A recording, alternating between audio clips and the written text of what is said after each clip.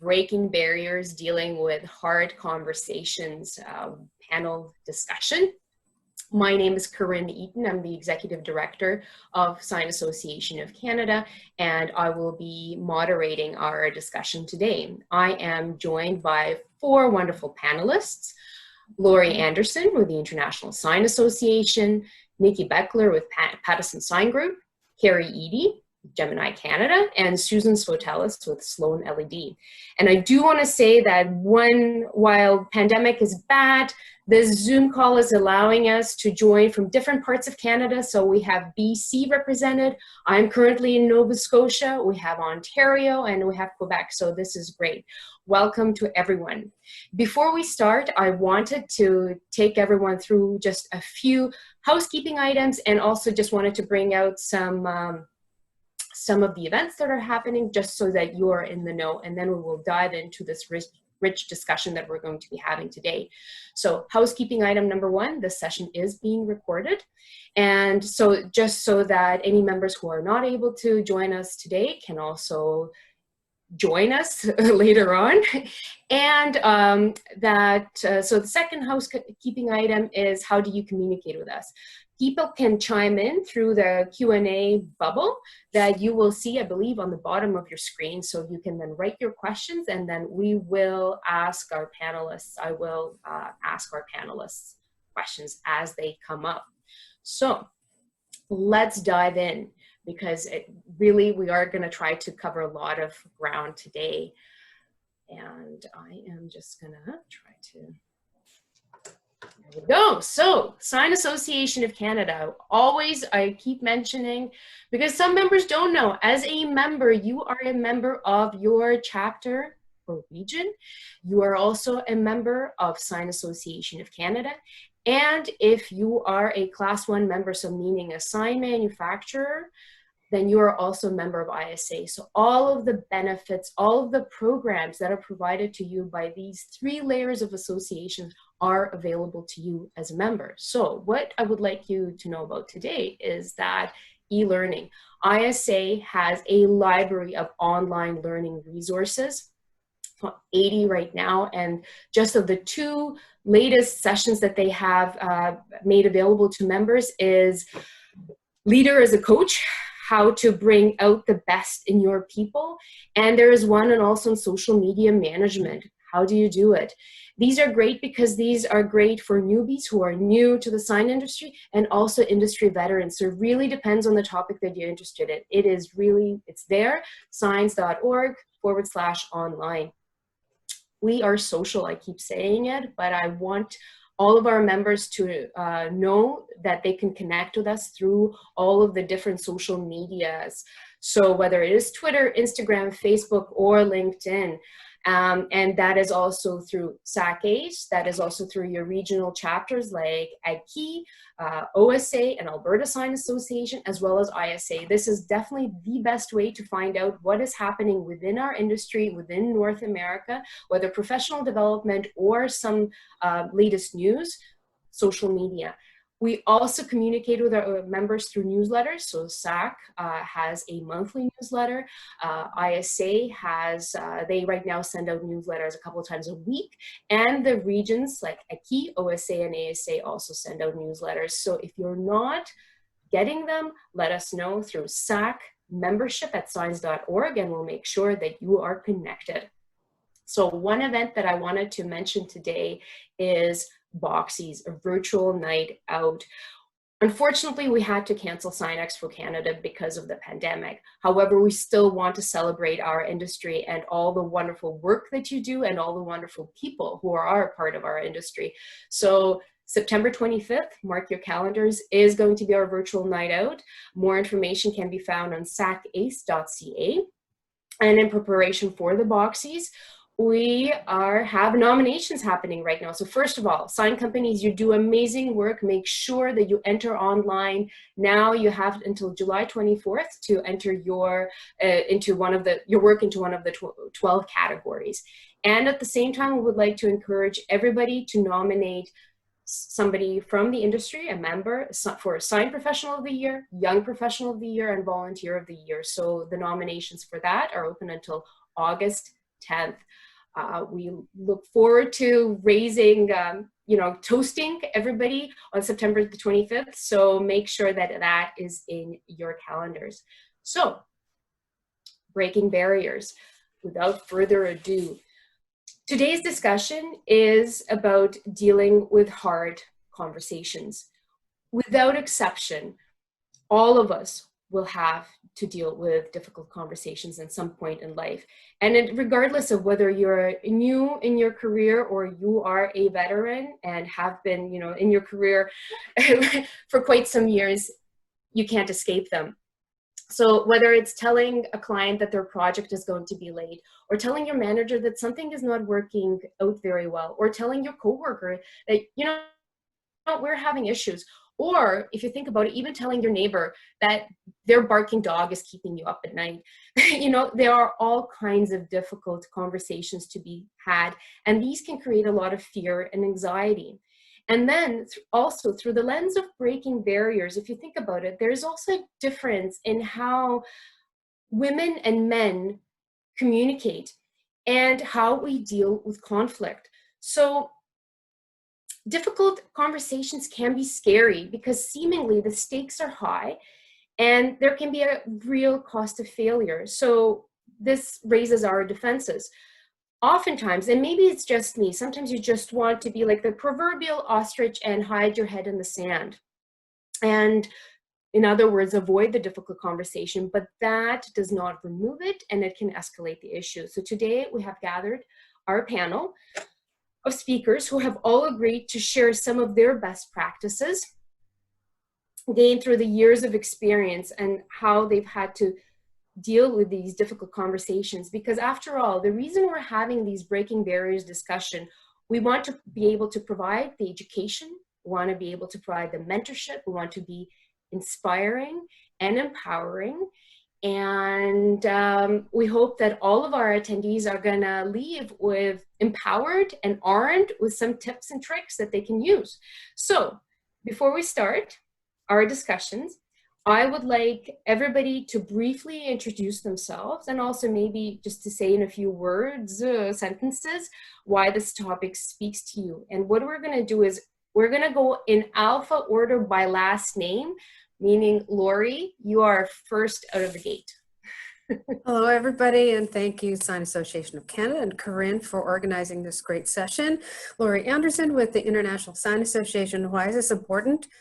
It's important to all of us. I've struggled with hard conversations. You're a product of your environment. I grew up in a very non-confrontational home. I did not have a chance to learn from my parents or anyone around me how to have these conversations. So you jump into the fire, so to speak, when you get to your first job and you realize that you really have to have these conversations. And so you learn continually throughout your entire career. Thank you. Nikki. Hi, everyone. I'm Nikki Beckler, and I'm with Pattison Sign Group. I've been in the sign industry for 13 years. And hard conversations, this topic spoke to me because of what you can accomplish when you get through a hard conversation. And you can always learn something. Even if it doesn't go well, you can learn what to do better next time. So I'm about making every difficult conversation better each time. So. Thank you. Carrie. My name is Carrie Eady. I'm with Gemini Canada, and I think I'm probably about my 25th year in a leadership role, in my 10th year in the sign industry now. And kind of along with what Nikki was saying, I am learning every day, new strategies, on how to deal with these conversations. So I'm happy to be part of the panel today, because maybe hopefully I can share some of the things that I've learned along the way that this group can benefit from. Thank you. And Susan. Hi, everyone. My name is Susan Sotelis. I'm with Sloan LED. I've been in the, I'm also a director on the board of the Sign Association of Canada and the ACI, the Quebec Sign Association as well. So I'm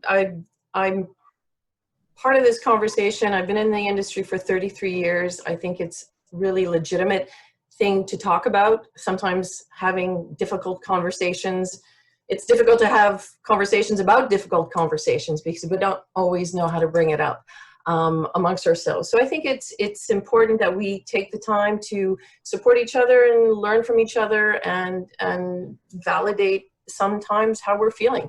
And I think this sharing moment is really relevant for all of us. Mm-hmm. Thank you. Great. Okay, so let's start.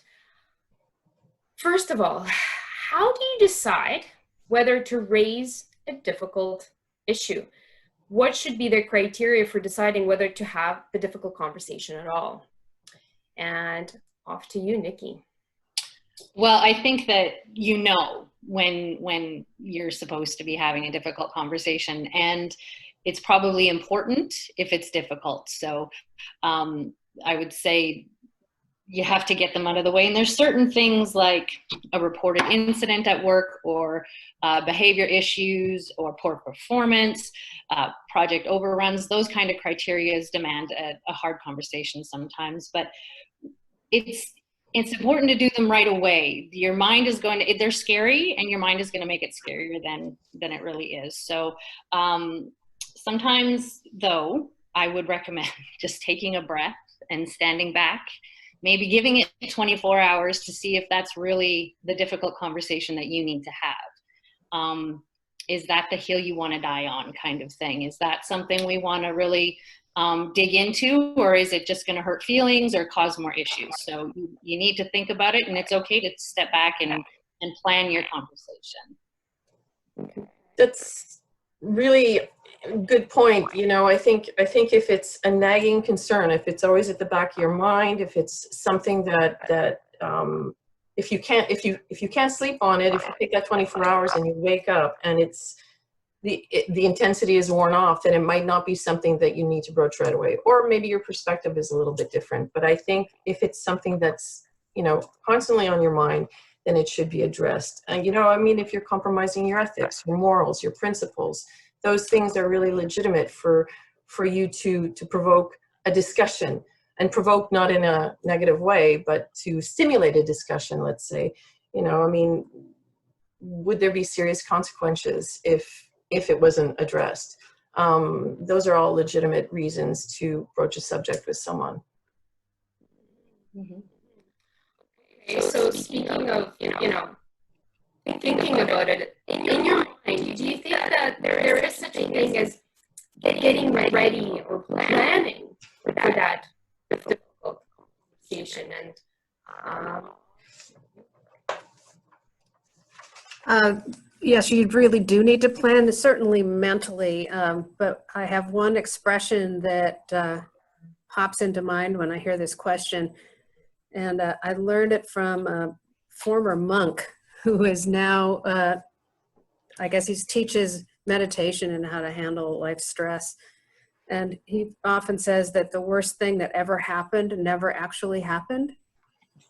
And so you imagine, and it's human nature, we build up this story inside of us and we imagine the worst case scenario.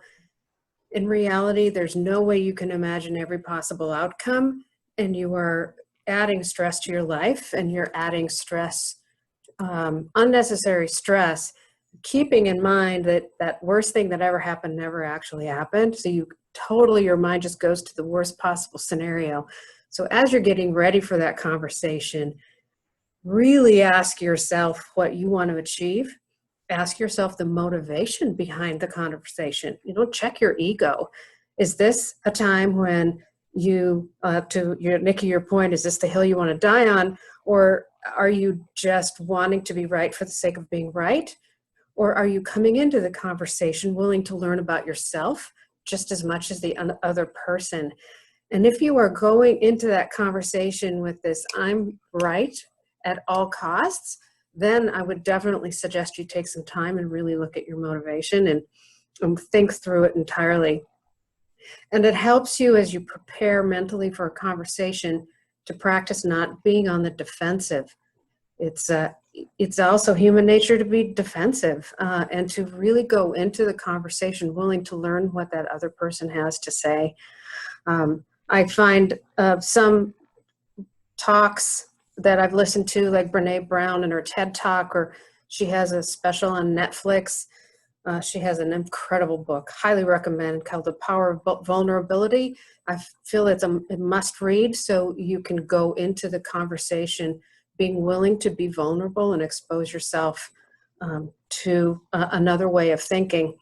Another thing to practice, and we may touch on this today, I have a feeling, because women tend to do this a lot, is you have phrases before you say something that takes away some of your strength going into a conversation.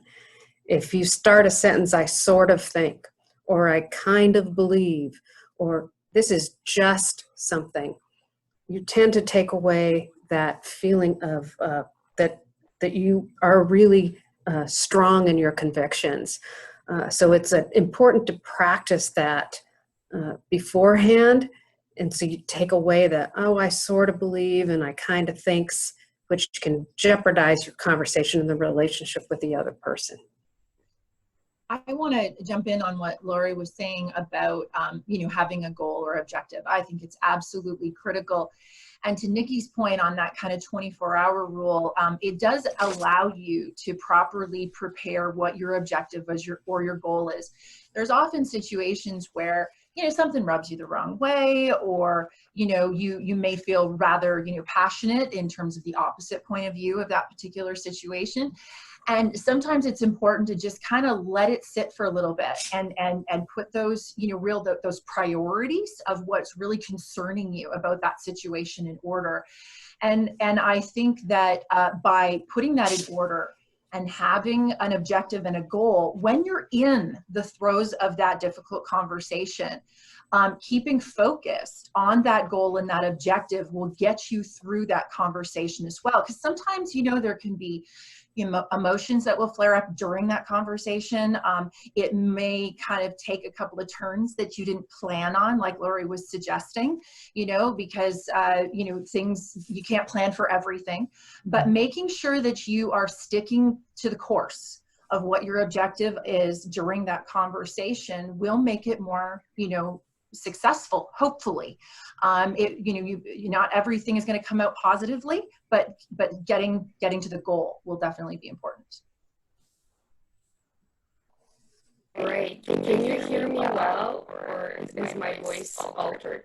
Yeah, it sounds really funny, funky.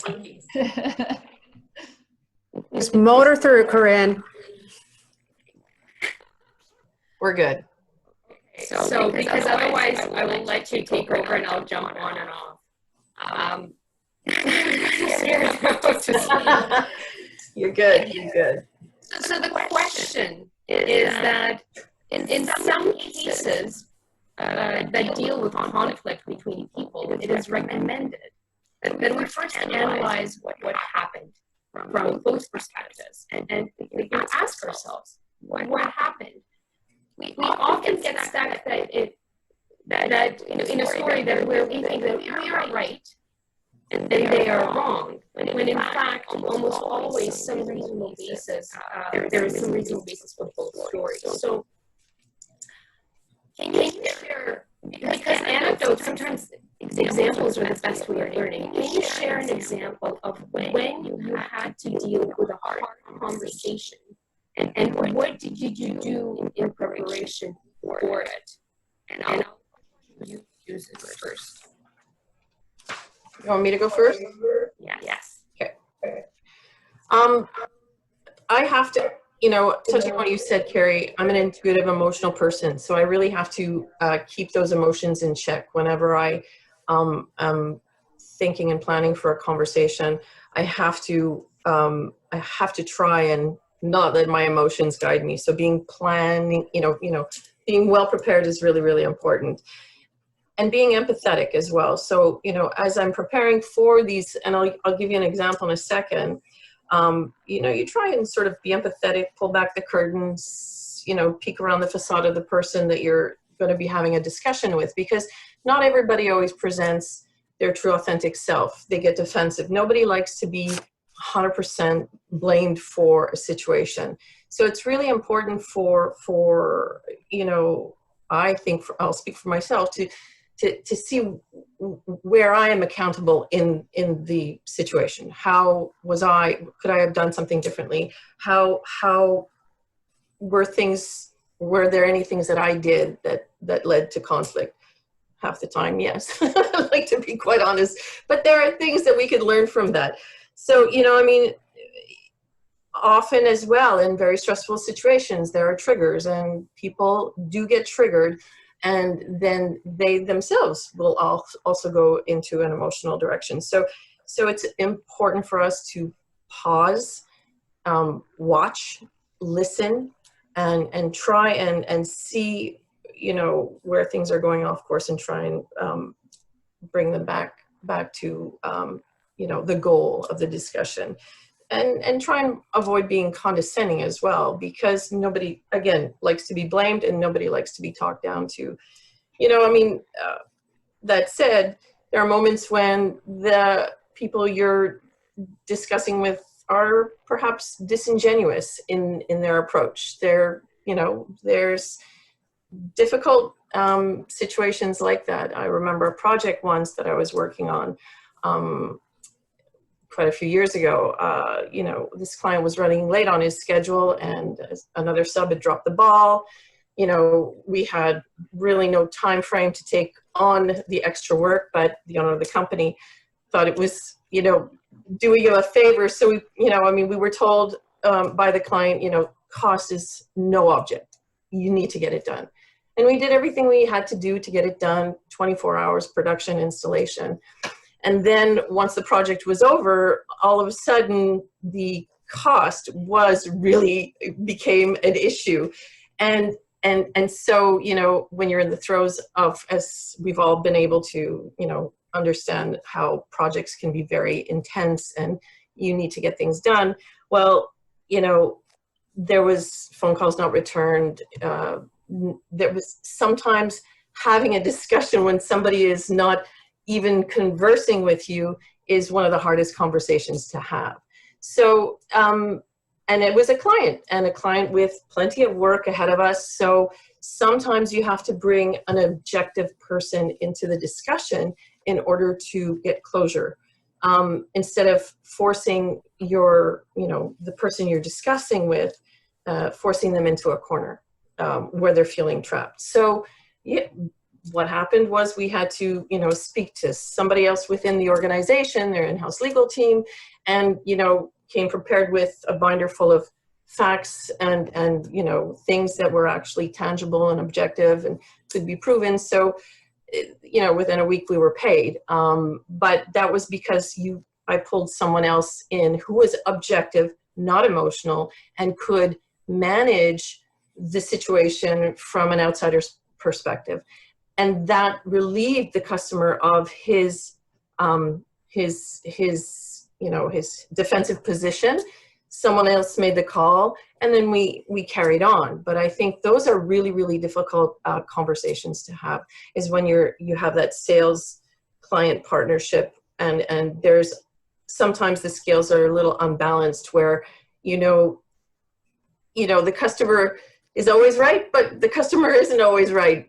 And how to manage that situation is very challenging. So as long as you're open, relationship. Yes, yeah, exactly. No, one thing that's important for me is to have a posse or a peer group, a group of trusted advisors. I don't think I would have lasted in my career or have been successful in it, should I say, if I wouldn't have had this. I have right now at least 3 different peer groups, some of which are all women, some aren't, but these are trusted folks, and if I'm really struggling with a potential difficult conversation or any type of conflict, going to one or the group of them and running it through is just invaluable. And so if anyone doesn't have such a peer group, really work to achieve that, and agree to meet quarterly or monthly, however you can, to talk about these tough issues, and it will be really helpful. Another tactic I use to help in thinking through how to approach an issue and to coach others is something that's called the Ladder of Inference. And that is, it's a human nature to jump to conclusions quickly. You see someone with their hands crossed in front of their chest and you assume that they're pissed off. Or you see you see an email come through and you assume a tone. And you're thinking that person's either angry or you're intuiting that some other factors involved. And you're jumping up that ladder of inference. And often that is the source of a conflict. And you can nip it in the bud by simply asking questions about some more detail about why they came to that person's conclusion. An example, just this week, someone on my team came to me and said, so-and-so said this, and this really makes me upset. Okay, let's talk through it. What did you think that person meant when that was said? I thought that it was this. Well, what other things could it have meant? All of a sudden, this potential conflict started easing because I just asked a lot of questions. So if you think someone is angry because they had a tone or their arms crossed in front of their chest or whatever it is, right? Start asking yourself that question and seeing if you're jumping up that ladder. That one little example just in the last couple days de-escalated a situation where now the person who came to me realized that wasn't the intention at all of this other individual. So that checking that ladder of influence, so it's not just the other person, it's how you handle the situation and the questions that you ask others, and that will help you rise in your career and your leadership by exploring the issue with others and helping others to come to a conclusion rather than everyone jumping on that ladder of inference. For sure. You know, when you're validating your position, it really is helpful because opinions aren't always facts. And I think sometimes when you test that out within that peer group, you realize, oh, okay, that wasn't a fact, that was an opinion. So sometimes it's better to step away. Yeah, another thing that I use with my team all the time, and so if anyone is on the ISA team on here, they'll probably roll their eyes because they'll say, there she goes again. But it's, is it real or is it the truth? And I use that for myself as well as in conversations with others. And what do I mean by, is it real or is it the truth? It's real if you feel it. So it's real that I'm feeling angry right now. It's real that I feel that you stepped on my toes, or it's real that I feel that way, but it may not be the truth. And the truth is only gained through asking questions and finding it a little bit now. So you don't want, if someone comes in the situation angry or they're angry at you, the worst thing you can do is invalidate and just say, well, you shouldn't be angry, right? Because it's real to them. And when it's real to the other person, you should not ever invalidate that. It's just as real to you as it is to them. But let's explore and come up with what the truth is. That, and there's various levels of truth, I get all that, but you never invalidate that person's feeling, or very importantly, your own. Don't squish your feelings down because you're a woman in a man's world or a million other reasons, right? It's still a real feeling. But if you get at that core, what the truth is, and you can collectively come to that, you'll find yourself in a better spot. That's such a good point. And I mean, to the question, like, you know, is it real? Something might be real to you, but it might not be the truth. It's always thinking, you know, trying to realize, is it just me or is it them, or where's the middle way? Yeah, and that example I said yesterday of the person who was really upset about what someone else on staff said. Well, she was upset, so I'm not going to tell her, well, you're wrong to think that, right? Let's explore what the possibilities are and let's find out what that truth is. It can help dispel a lot of the angst going into a critical conversations, or if you're within that critical, tough conversation. And Corinne, if I had a minute, I just wanted to throw in, like, on that point, you know, it can be really damaging to let something like that, you know, persist and play out. I had an example back years ago when I was managing a production floor, where I had an employee and a supervisor. The supervisor, you know, became a bit of a heated, you know, argument between these two individuals, and because it was probably noisy on the production floor, whatever the circumstances were, this employee indicated that, you know what, I need a break. Well, that supervisor took that kind of hand gesture as, I quit. And you know, that employee basically, you know, left. And interestingly enough, you can imagine my awkward situation the next day when that employee walks in and says, I didn't quit my job. You know, they walked back in, you know, what took their shift like they normally took the shift. And this went on for several days of investigation and all of those sorts of things, all of the things that were kind of done and inferred and things along the way. And it was very, very challenging trying to investigate the situation, because I was, you know, kind of compromising or kind of implying certain things of the integrity of a supervisor, the integrity of an employee, you know, those sorts of things. And it was one of those just really odd situations I don't wish anyone to be in the middle of. But it was just so important for the learning of that supervisor in particular, to recognize how critical it was to not make those inferences so abruptly, and has, you know, obviously very valued the fact that that supervisor hasn't really done that again for being through that experience. So thanks for bringing that up, Lori, because I think that is so critical. And now when we're not as together as we typically are, it even is a more important skill to have, because there's so much inference that jumping up that rung of the ladder in email more than anything else. And it's just critical you pick up that phone and get away from email as much as possible. Yes, Lori. I am going to ask another question, but I'll just say, I thank you for mentioning the whole email versus talking, because that's another layer to having conversations, because when you say something, you can hear tone. In email, sometimes things are also misconstrued. We can maybe come back to it in further questions. I just want to make sure that we'll get through some others. So, hindsight, you know, there's a saying, hindsight is 20/20. And do you wish you had handled a difficult conversation differently, and how so? And I will give that over to Nikki. Yes, there's a ton of them. I don't think we have time to go through.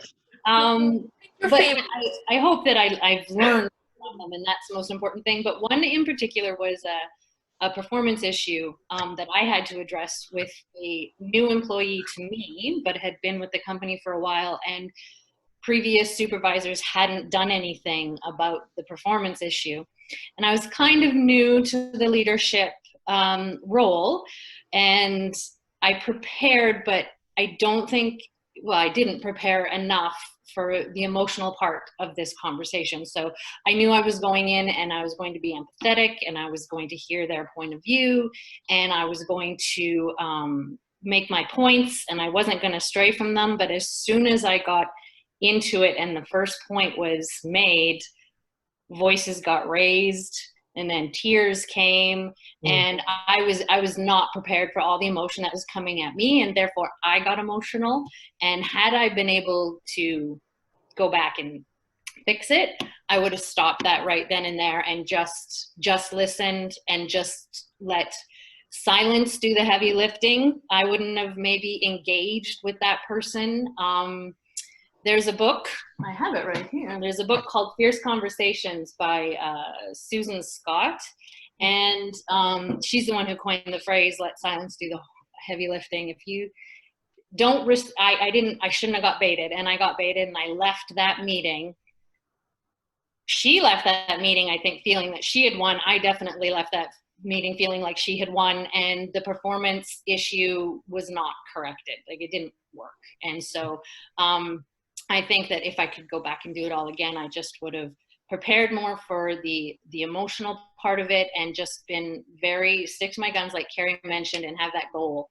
And that would be my only goal, would have been to address the performance issue and not get into all the emotion. Mm-hmm. Lori.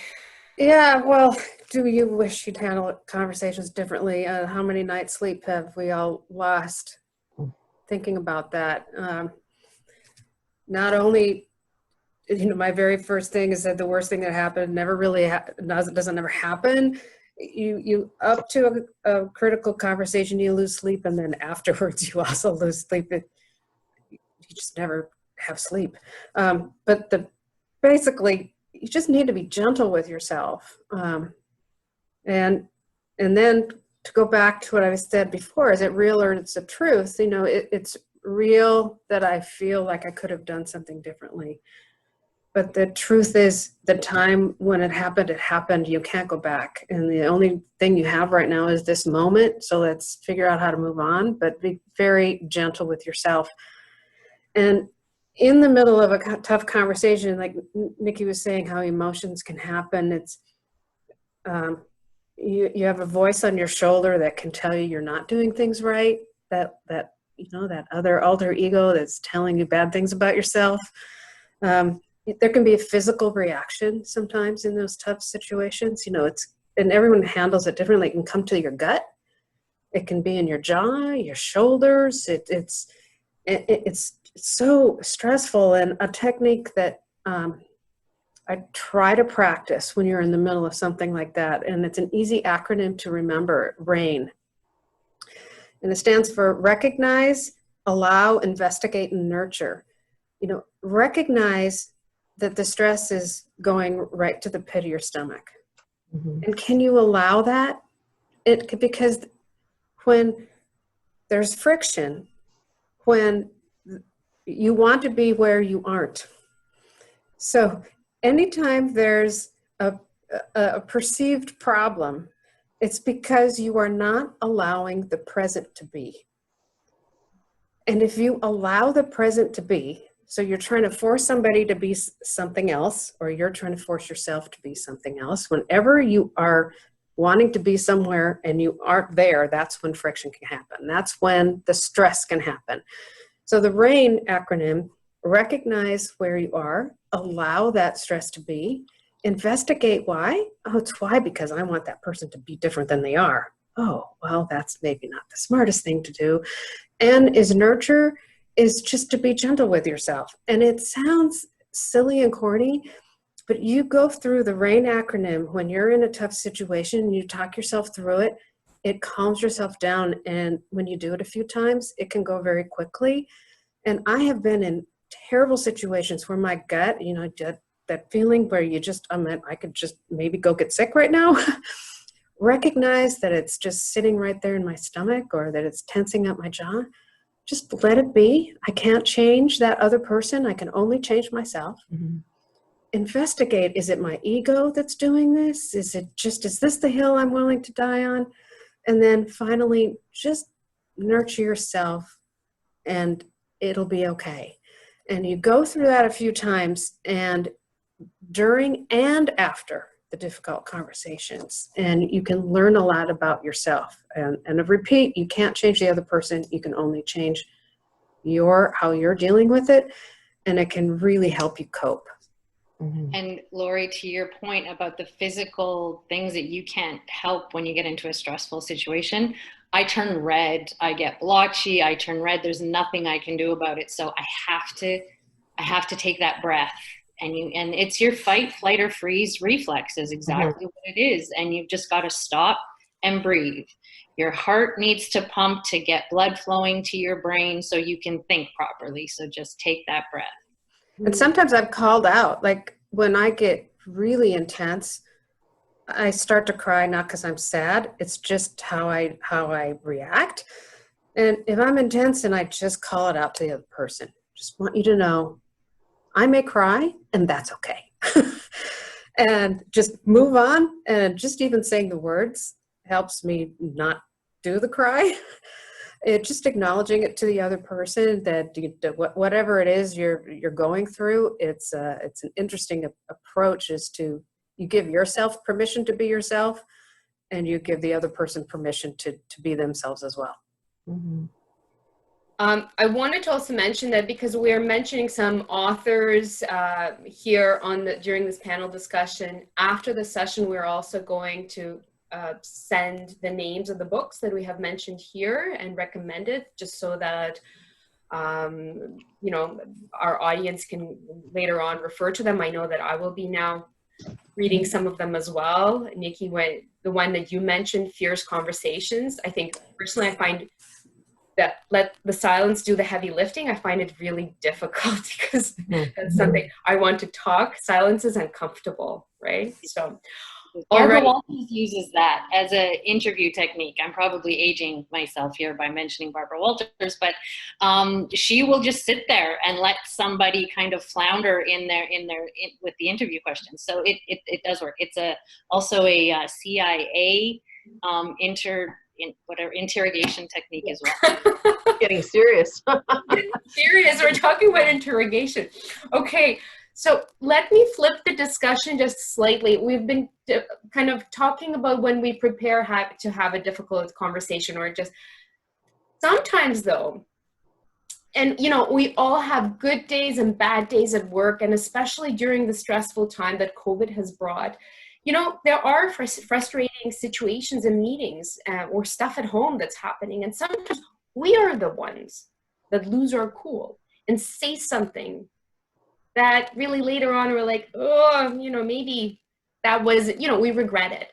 And so, question, is it better to pretend like nothing happened, or is it better to address the situation head on? And Carrie, I'm pointing at you. How would you respond to that question? Yeah, just pretend it didn't happen. Just go on your merry way. Everything's fine. No. The truth is that you absolutely need to address it. You know, I think that's something definitely experience has told me, and you know, it's uncomfortable.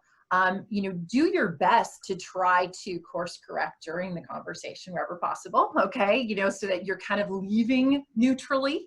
You know, sometimes there's an opportunity to kind of walk that situation back right as it's happening. And, you know, some of the real talented people have an opportunity to do that because they don't let their emotions get too far ahead of them. So practice that. But there's always situations where, you know, the situation is short, the situation really kind of, you know, poked something with you that you didn't expect to happen, or some baggage or something that you've got there. And in that moment, you're going to react, you know, very, you know, quickly, abruptly, and usually you tell almost immediately by the reaction of the individual that your response, like, you know, having the conversation with, that, you know, that didn't sit right. And I think in a work environment, it is very critical to know that you're kind of always on. You know, you're always, if you, especially if you're in a leadership position and you hold, you know, a title of a leadership position, you need to model the right behavior.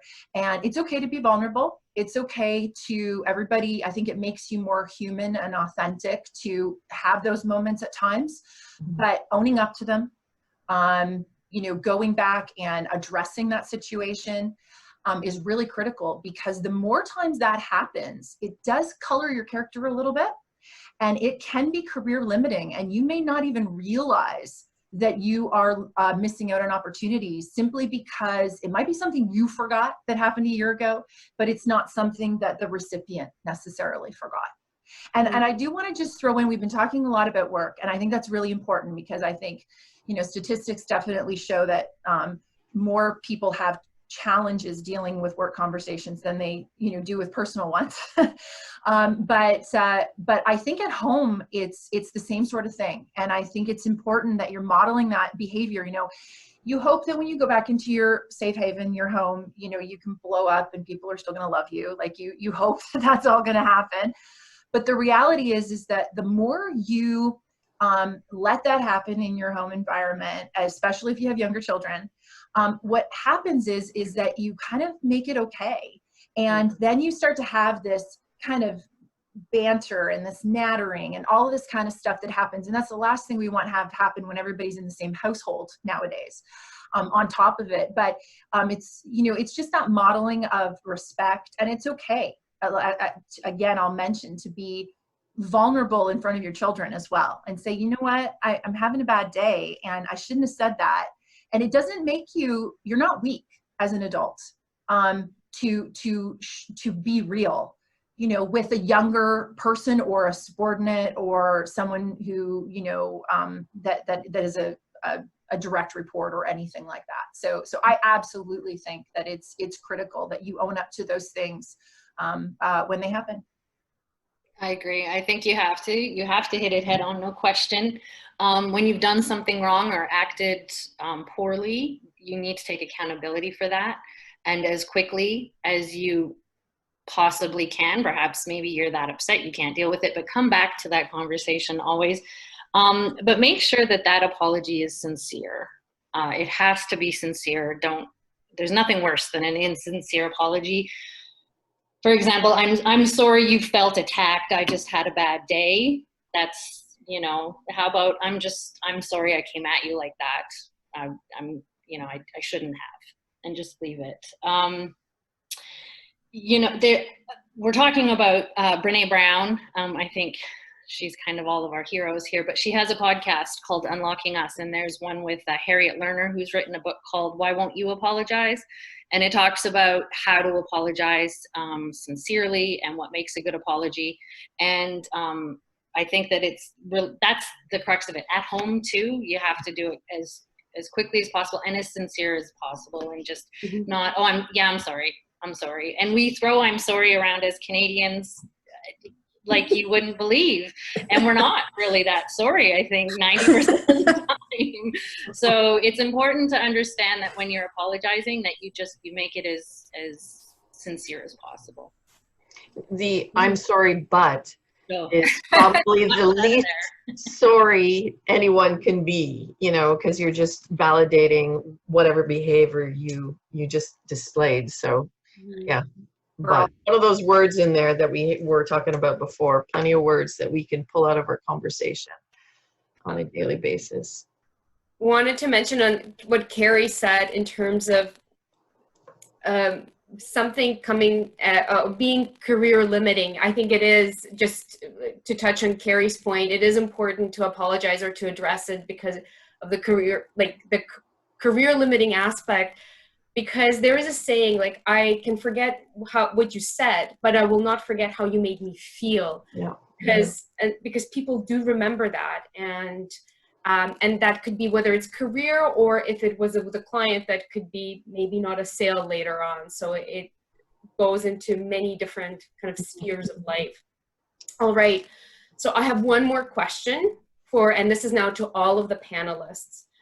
So one of our main objectives of today's session is for audience members to leave with tools and tips. And we have already mentioned quite a few, but if we had to kind of bring our top tools and tips, so based on your own experiences, what are your suggestions, best practices around how to deal with difficult conversations? So you may reiterate what you said already, or if there is something else that we just only briefly touched upon. And I'll go if you want. Yeah, let's go. I think, the first thing to consider is being proactive whenever possible. Okay, so the power of perception in a lot of situations. If you anticipate that something's going off the rails, and the more experience you have in leadership, leading teams, or whatever the case is, you can usually kind of sense that something's not working right. And so coaching that individual along the way, or trying to kind of course correct that situation is usually the best thing to do. if you can, not just kind of waiting and waiting and waiting. And I'm like, I know this is going off the rails, but I'll just wait for the difficult conversation. So everything that you can try to do in being proactive instead of reactive to it is good. But, you know, if you are definitely in that situation, one of the things that I feel I've now learned, I don't always practice as well as I should, but now that I've learned is that empathy sort of situation. I would say earlier on in my my career, I was like, okay, you know, I'm female, I'm strong, I need to be heard, you know, I'm in these male dominated industries, you know, I've got to be louder and I've got to be, you know, all of those sorts of things, just because, you know, you're trying to, you know, kind of stake your claim, you know, a little bit. And I think now, I approach it very differently, and I find that I don't fall into that same crux any longer of needing to be that being the first one out with the idea or the voice or whatever the situation is. So I think that appreciating where that other person's coming from, understanding what they're bringing to the table, their experiences, what might immediately be happening in their circumstance to make them react that certain way, asking those questions, doing that investigation. I think that we can all benefit, you know, from that right now. So I would say through my experience, of course, try to avoid it, but when you're definitely in it, try to come at it from that more calming approach wherever possible. In control, I think is the better term. I think the being specific about what the conversation is, making sure that you don't stray, or that you come in all, you know, very airy-fairy about what it is that you're talking about. You need to be specific with an incident or with something that's happened that you need to address, and then have, we talked about it earlier, but have goals in mind to how that doesn't happen again, or how to avoid it in the future. And if you stay specific, then you probably are going to avoid, you know, the emotion that can come in, or you're better prepared for it because you don't have all these other things, you know, weighing down the conversation. Yeah, I think as well, I think it's important if we can approach it as, can this be a teaching moment? Can I teach myself something through this discussion, or can I help someone learn something through it as well? I think, you know, these when we have these difficult conversations, there is a goal, as you said, Nikki, but, you know, the resolution part of it is really, really important as well. And usually the resolution is someone is learning something somewhere. So if you can approach it that way without being condescending, of course, can I learn something through this?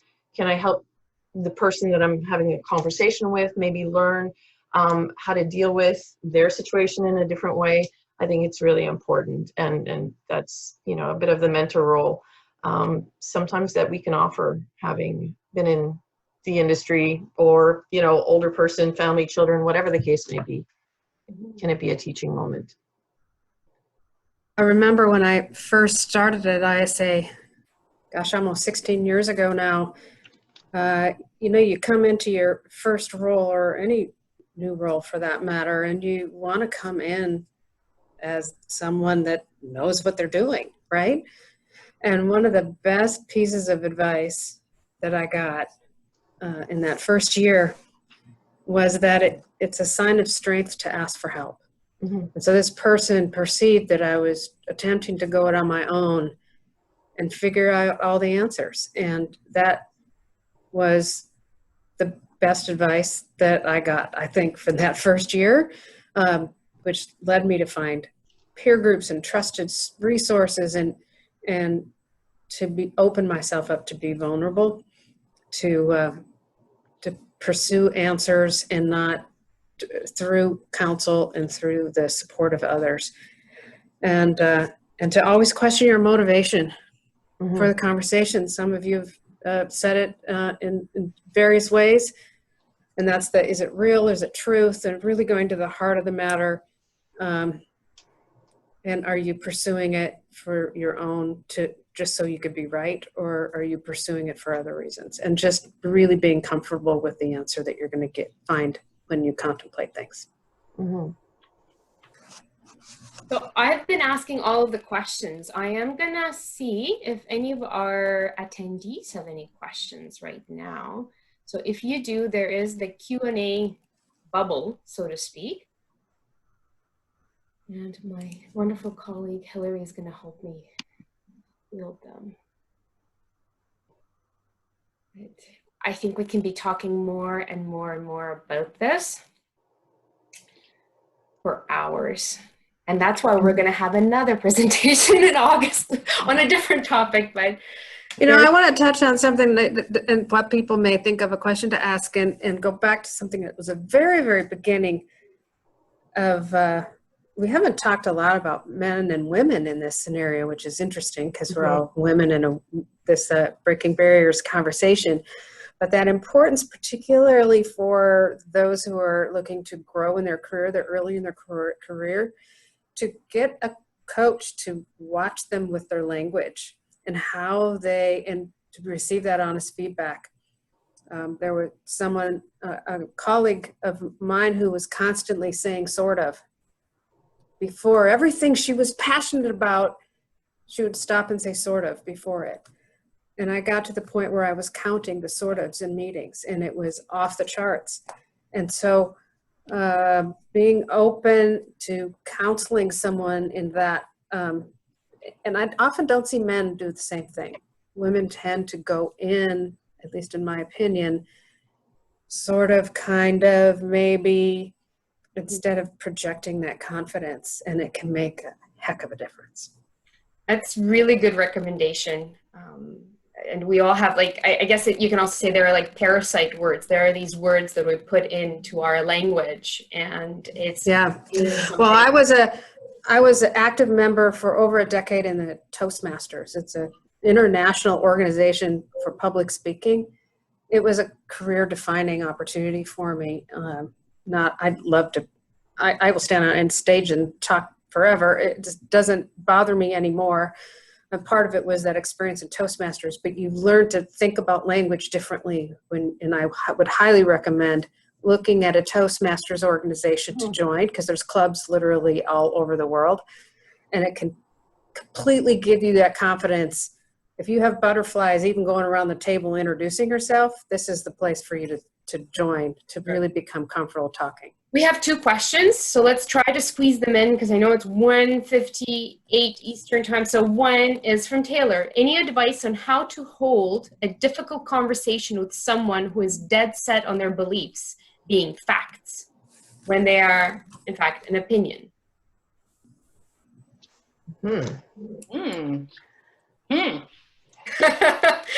I can jump in on this one if it would help. I think what's important here is it obviously depends on what those opinion fact situations are, like how significant that situation is and what sort of precedent that actually sets in the organization. So that there's a scale there. But I think what's important is, almost documenting that out, with that individual, and then actually showing another point of view.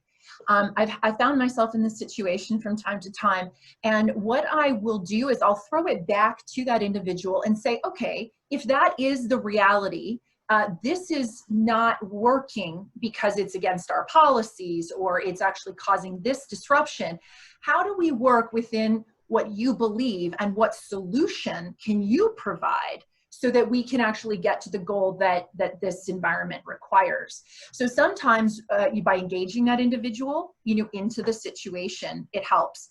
Of course, if this is a very detrimental, issue, and it does go completely against policy, and that behavior is indicating that, sometimes there's nothing that can be done other than something disciplinary and making that individual aware of the fact that it is you are not following the policy that's put out there. But I do think that before it gets to that step, there's definitely an opportunity to engage that employee to help with the solution.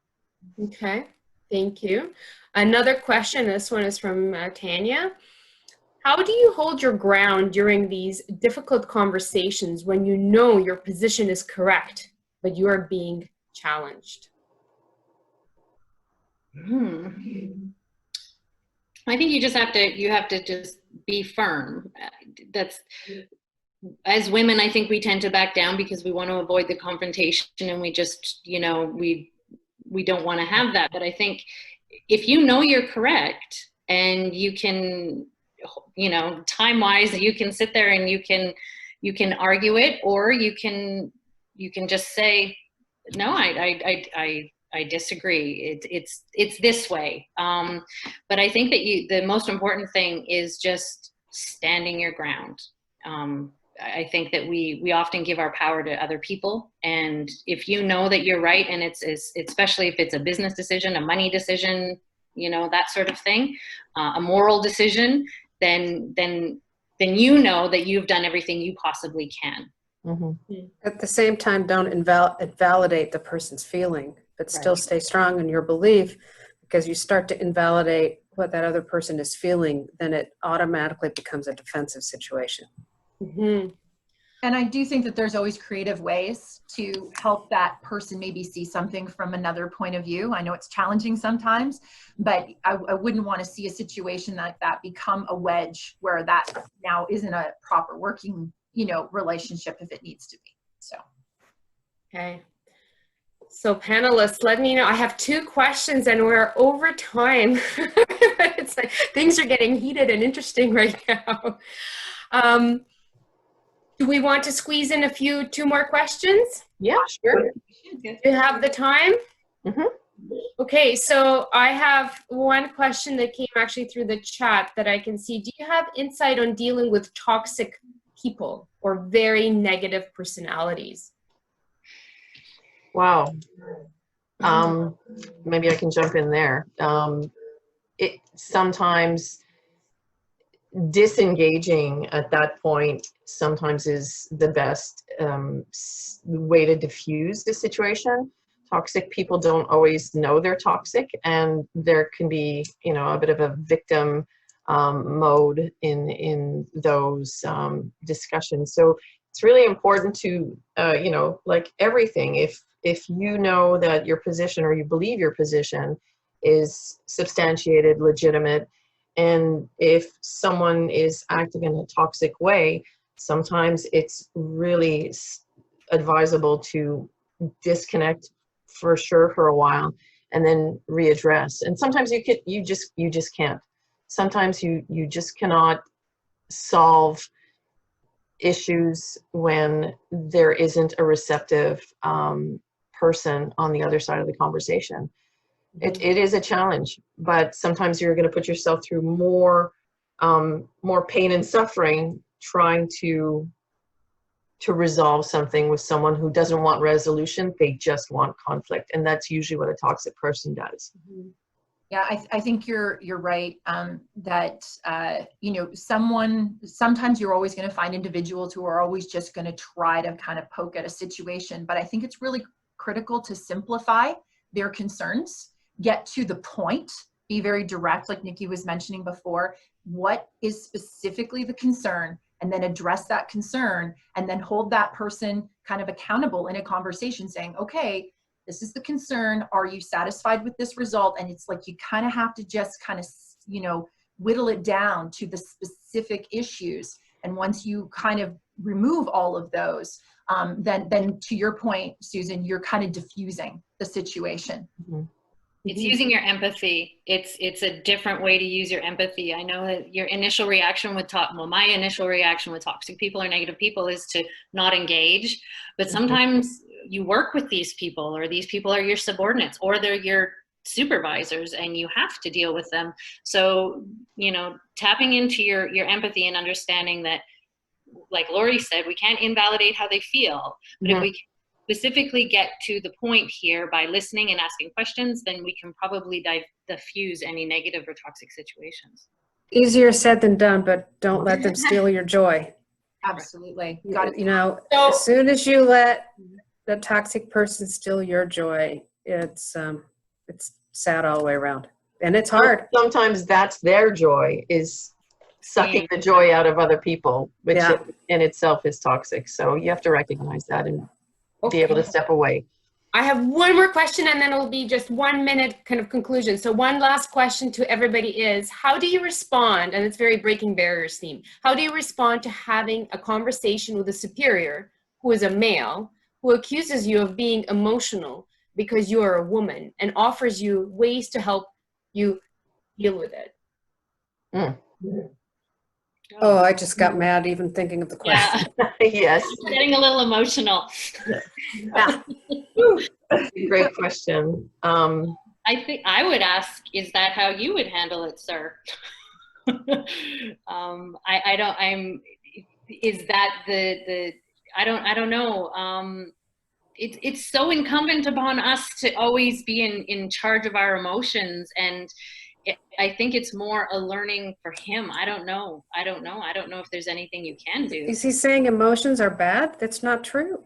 Right. It's just not true. I think the first thing that I would do, and again, I've certainly been in these situations, I would say you do have to have the confidence to stand up in that situation and ask that individual, what do you define as emotional?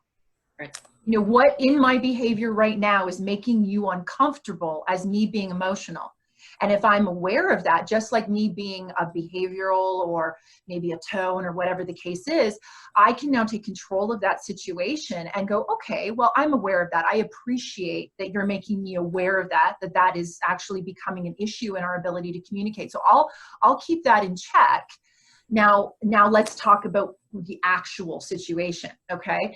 And so when we start to throw it back and ask that and have that confidence to really kind of call that individual out and ask them, put them on the spot, it does kind of bring it down a little bit, and it doesn't allow us to infer that maybe the way we're speaking is emotional or whatever the case is. So let's get to the facts, the truth, just Right. like Laurie was saying. Yeah. Are you implying that men do not get emotional?